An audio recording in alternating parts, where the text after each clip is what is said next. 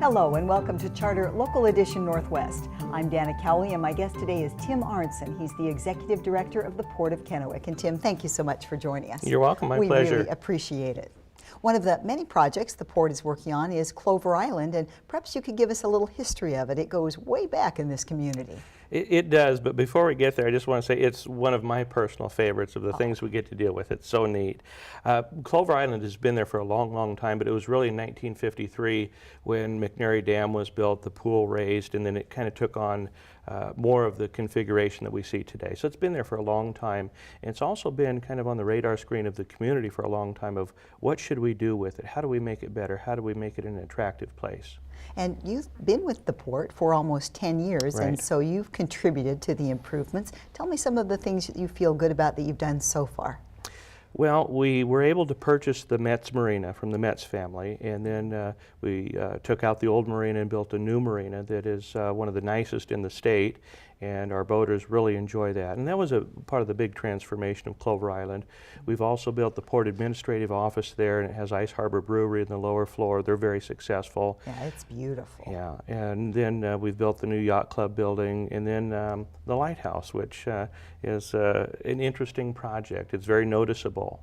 Now, you have so many things you could do there. Why did you choose the Lighthouse? I knew you were going to ask that.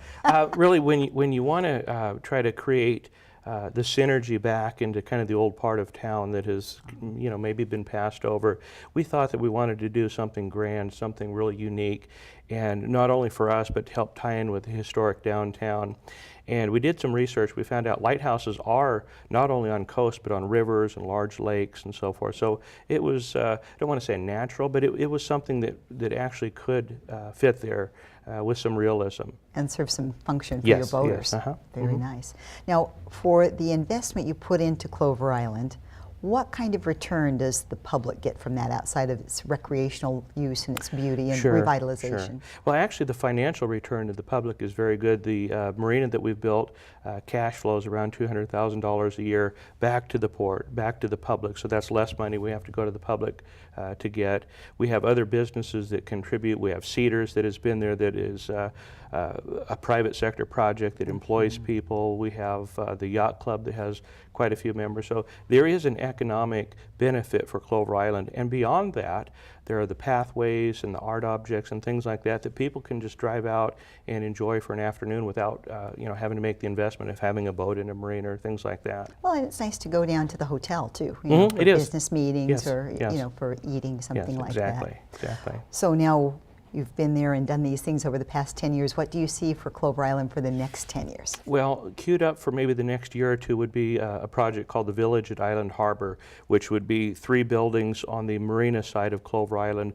The port would build one of them, and it would be multi-tenant space, so maybe another restaurant could come in, a wine bar, tasting room, things like that. And it's going to have a really spectacular art object that is reminiscent back to the days of the Umatilla Nation and the Indians that were using the river back in the early days. Oh, that'll be nice. Yeah.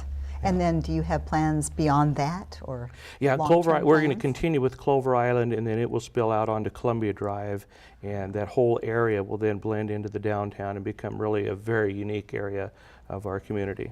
Okay, thank you so much. We sure appreciate you joining us. My pleasure. Best of luck to you with all these projects. Thank you. you. Appreciate it. And thank you for watching. I'm Dana Cowley, and this is Charter Local Edition Northwest.